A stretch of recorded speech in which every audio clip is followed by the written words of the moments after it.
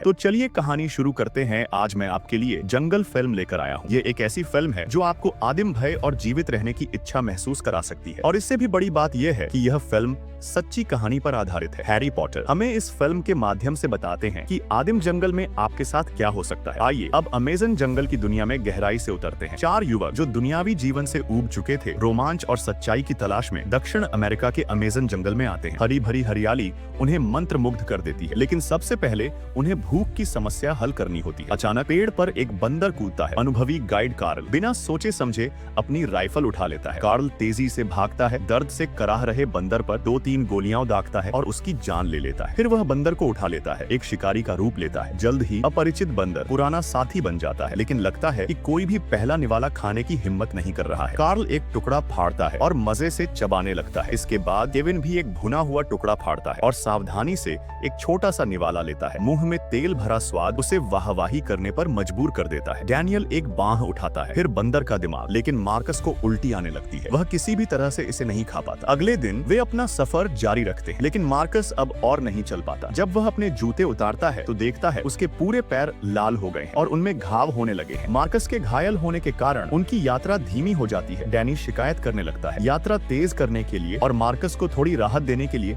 वे पेड़ काटते हैं और नाव बनाते हैं। कार्ल की काम करने की क्षमता कमाल की है और जल्द ही वे निकलने के लिए तैयार हो जाते हैं। कार्ल बार बार जोर देता है कि नाव पर उन्हें टीम वर्क करना होगा और उसके आदेश का पालन करना होगा, अन्यथा तेज बहाव में बहुत खतरनाक होगा। नाव पर आराम से बैठना उन्हें एक नया अनुभव देता है, लेकिन चुनौती जल्द ही आती है। आगे तेज बहाव और चट्टाने हैं। सभी घबरा जाते हैं। तेज कंपन 3 नौसिखियों को डरा देता है। वे चिल्लाते हैं। भयंकर टक्करों में वे पूरी तरह से घबरा जाते हैं और टीम के बीच गंभीर मतभेद शुरू हो जाते हैं। वे कार्ल की बात बिल्कुल नहीं सुनते, इसलिए उन्हें एक शांत जगह पर किनारे आना पड़ता है। 3 नौसिखियों से कार्ल बहुत नाराज होता है और जोरदार बहस शुरू हो जाती है। बहस के बाद सभी शांत हो जाते हैं, लेकिन टीम में दरार पूरी तरह से विभाजन में बदल जाती है। आखिरकार कार्ल टीम छोड़ने का फैसला करता है और घायल मार्कस को लेकर पैदल वापस जाने का फैसला करता है। नाव को डैनी और केविन के लिए छोड़ देता है। दोनों नाव को धक्का देते हैं और नदी में उतर जाते हैं। अपनी अधूरी यात्रा जारी रखते हैं। दोनों तेज बहाव से बिछड़ जाते हैं। डैनी बहाव के साथ बहता जाता है और आखिरकार एक चट्टान को पकड़ लेता है और पानी से बाहर निकलता है। डैनी हिम्मत करता है। वह तैरना नहीं जानता, लेकिन वह भी तेजी से तैरकर किनारे आ जाता है। रास्ता खोजने के लिए वह सामने की चट्टान पर चढ़ता है। यहाँ विशाल जंगल है। उसने अपना आखिरी साथी खो दिया है। डैनी पूरी तरह से अकेला हो जाता है। तभी उसे नदी में कुछ आवाज सुनाई देती है, इसलिए वह तेजी से झांकता है। सावधानी से देखता है। उसका बैग नदी के बहाव से नीचे आ गया है। यही इस जंगल में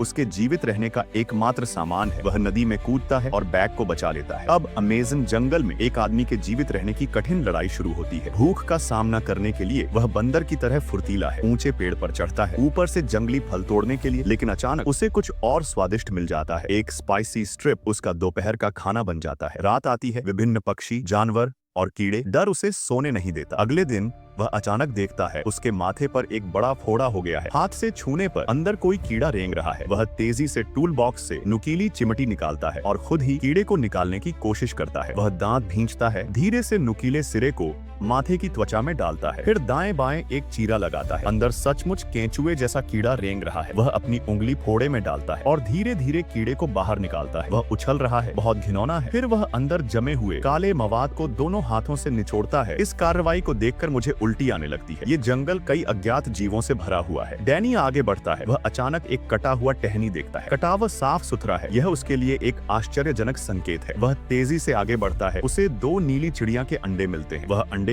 अपने हाथों में पकड़ता है। क्या यह प्रकृति का तोहफा है? वह अंडे तोड़ता है। खोल हटाने पर देखता है अंदर का चूजा पहले ही बन चुका है, लेकिन डैनी के पास कोई विकल्प नहीं है। वह सिर उठाता है और एक झटके में कच्चा चूजा मुंह में खींच लेता है। चूजा मुंह में फट जाता है। वह घृणा को बर्दाश्त करता है और उसे निगल जाता है। फिर अंडे का खोल फेंक देता है और आगे बढ़ता है। कुछ देर चलने के बाद वह चौंक कर मानव गतिविधि के निशान देखता है, लेकिन सामने के दृश्य से लगता है यह बहुत पहले का जीवन का निशान है। डैनी फिर से निराशा में डूब जाता है। उसे आगे बढ़ना ही पड़ता है। पता नहीं वह कितनी देर चला। उसे अचानक 43 नंबर का एक ताजा पैरों का निशान मिलता है। वह बहुत खुश होता है। केविन का नाम चिल्लाता है, लेकिन अचानक उसे फिर से वही 2 अंडे के खोल दिखते हैं। डैनी फिर से निराशा में डूब जाता है। वह अपने पैर से पैरों के निशान को मापता है, पुष्टि करता है कि वह उसी का पैर का निशान है। वह गुस्से से अपना बैग पटकता है, लेकिन इसका क्या फायदा? उसे आगे बढ़ते रहना होगा। प्यासा होकर वह चट्टान पर झुकता है, साफ पानी पीता है। तभी उसके कानों में कुछ गुनगुनाने की आवाज आती है। डैनी उत्तेजित होकर लाल कपड़ा हिलाता है। एक बचाव विमान आसमान से गुजरता है, लेकिन वह घने जंगल में है। विमान उसे देख नहीं पाता और न ही उसकी आवाज सुन पाता है। डैनी दहाड़ता हुआ चट्टान पर गिर जाता है, गहरी निराशा में डूब जाता है। लेकिन अच्छी बात यह है कि उसका दोस्त केविन ने हार नहीं मानी है। केविन पुलिस से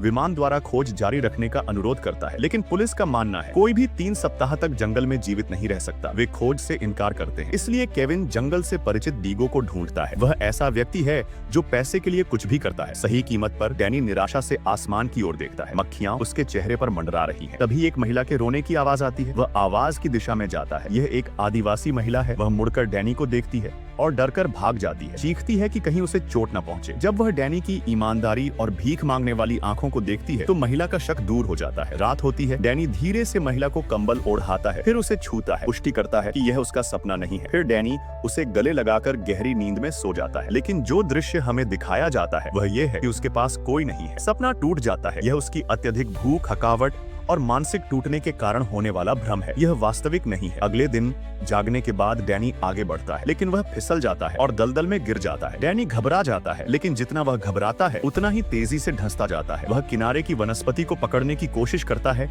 लेकिन खींचने पर पौधा टूट जाता है। डैनी तेजी से बैग उतारता है, मुड़कर सामने का नक्शा देखता है। वह शांत हो जाता है। यह एक बेहद दम घोंटने वाला और निराशाजनक पल है। जैसे ही उसकी ठोड़ी लगभग कीचड़ की सतह को छूने वाली होती है, वह अचानक ऊपर देखता है और चौड़ी पत्तियां देखता है। वह संघर्ष करता है, अपने हाथ को कीचड़ भरे दलदल से बाहर निकालता है। सौभाग्य से वह पत्तियों को पकड़ लेता है। फिर दूसरा हाथ भी बाहर निकालता है, पत्तियों के डंठल को पकड़ता है। कीचड़ में छोटे बुलबुले उठते हैं और टूटने की आवाज आती है। डैनी आखिरकार दलदल से बाहर निकलने में सफल होता है। सड़ा हुआ कीचड़ उसके घावों को सड़ा रहा है। डैनी का मनोबल भी पूरी तरह से टूटने के कगार पर है। उसे खुद को ढकने के लिए एक अधिक तीव्र, अधिक सीधा शारीरिक दर्द चाहिए। इसलिए वह चींटियों से भरे एक छोटे पेड़ से संघर्ष करता है। फिर अपने सड़े हुए कीचड़ से सने कपड़े एक एक करके उतारता है। अपने पूरे शरीर को कीचड़ से सना दिखाता है। अब जो दृश्य आता है वह शुद्ध मानसिक बोझ है। यह हमारे अनुमान से कहीं ज्यादा चौंकाने वाला है। डैनी चींटियों से भरे छोटे पेड़ को पकड़ता है, जोर से हिलाता है। तुरंत अनगिनत चींटियां डैनी के नंगे शरीर पर गिर जाती है और उसके शरीर को खाने लगती है। पूरे शरीर में आग जैसे दर्द की यातना उसमें भ्रम पैदा करती है। इस समय उसके परिवार, दोस्त आदि के टूटे हुए टुकड़े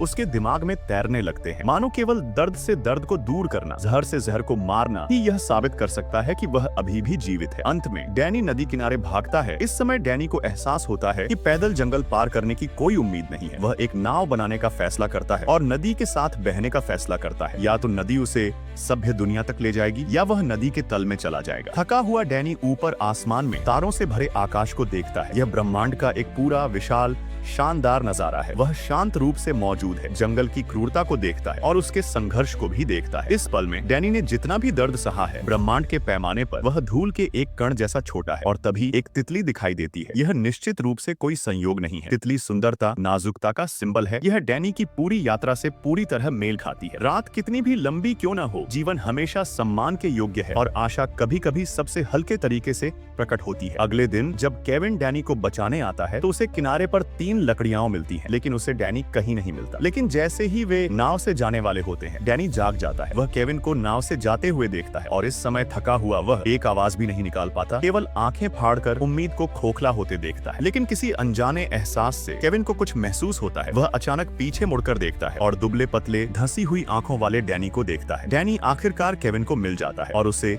सफलतापूर्वक बचा लिया जाता है। अंत में कैमरा डैनी की जटिल आंखों पर रुक जाता है। फिल्म जंगल सभी रोमांटिक कल्पनाओं को दूर करती है और हमें बताती है कि प्रकृति का सार मानव के लिए खेल का मैदान नहीं है, बल्कि यह एक ठंडा और शक्तिशाली अस्तित्व है। डैनियल ने वीडियो में एक जबरदस्त अभिनय किया है, जिससे हमें आशा से निराशा तक और फिर निराशा से जीवन की हर एक बूंद को निचोड़ने की पूरी प्रक्रिया का वास्तविक अनुभव होता है। जब हम अपने गर्म और सुरक्षित घरों में वापस आते हैं तो क्या आप सोचेंगे, हमें जीवित रहने के लिए क्या प्रेरित करता है? क्या यह सभ्य समाज की सुविधा है? आज की कहानी यही समाप्त होती है। अगर आपको पसंद आई हो तो लाइक और सब्सक्राइब जरूर करें और न्यू वीडियो किस मूवी पे चाहिए कमेंट में बताइए। धन्यवाद।